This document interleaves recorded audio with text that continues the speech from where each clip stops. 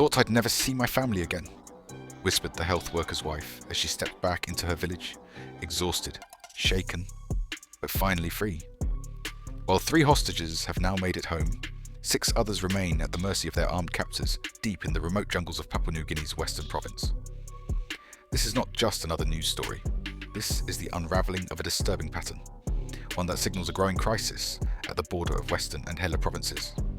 The government calls it domestic terrorism, the locals call it fear, and for the young girls still in captivity, it's a fight for survival. The latest update: escape and release. As of May 16th, 2025, police have confirmed that 6 hostages remain in captivity, 5 schoolgirls and a community health worker. In a dramatic turn of events, 3 captives, including a teacher, his wife, and the health worker's wife, have rejoined their communities. The teacher and his wife pulled off a daring escape at 5 a.m. on Wednesday morning. They fled in different directions. His wife made it back to Mogulu by midday, while the teacher himself returned later that afternoon. In a separate act of mercy, the captors released the health worker's wife at 6 a.m. that same day. Her return to the village offered a glimmer of hope, but for the remaining 6, their fate remains uncertain. Assistant Commissioner of Police, Border, Stephen Francis, confirmed the details, stating that authorities are maintaining communication with local communities and closely tracking the movements of the kidnappers. The terrain is difficult, and the threat level remains dangerously high. Cultural tensions or domestic terrorism. In a bold and uncompromising statement, Police Commissioner David Manning declared this act a form of domestic terrorism. "This is not the first time this group has kidnapped innocent civilians," he warned. "Our forces have authority under counter-terrorism laws to use full force if the hostages are not released safely." But what's driving this wave of terror? According to inside sources, this latest kidnapping is allegedly rooted in tribal compensation disputes, an old grievance flaring up in a new, violent form. The attackers are believed to be from Komo in Hela province and were seeking to pressure the government and villagers into paying a ransom of 500,000 kaina. While negotiations continue behind the scenes, the state's posture is clear. This is not a matter of traditional conflict anymore. It's evolved into a criminal enterprise that uses fear and abduction as leverage. Flashback: the initial raid. Rewind to the early hours of Monday, May 12th. It's 5 a.m. in Adujmari village, nestled near the rugged border between Western and Hela provinces. 7 armed men stormed the village, capturing 9 individuals. Among them, 4 schoolgirls, a teacher and his wife, a health worker and his wife, and a 13-year-old girl named Aiyo. They are taken by force, marched over mountainous terrain from Adujmari to Mogulu, then across the Komo border. But amid the chaos, young Aiyo makes her move.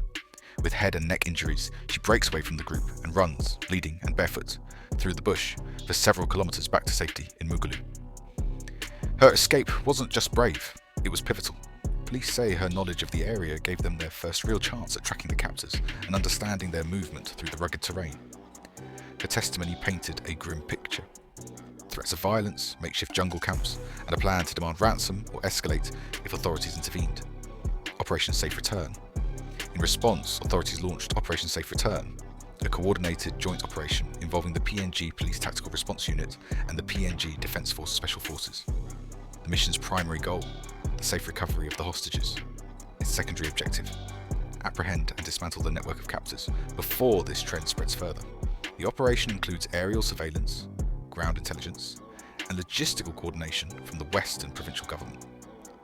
Local rivers remain flooded and treacherous, adding another layer of complexity to the mission. The search perimeter is vast, the jungle thick, and the stakes deadly.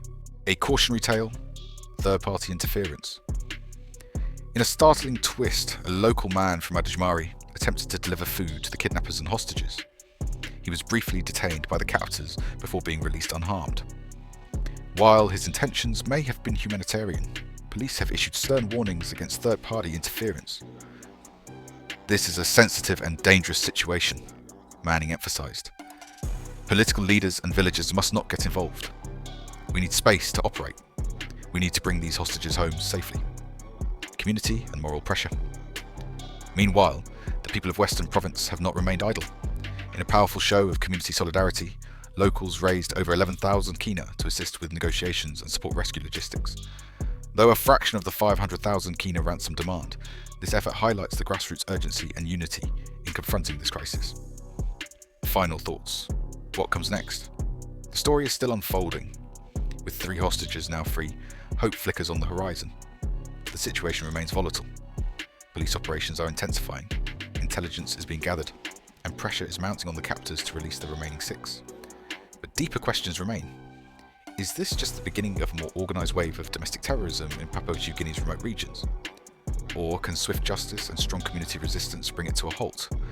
One thing is certain, the brave steps taken by a 13-year-old girl named Aiyo lit the first flame in what must now become a full blaze of national action.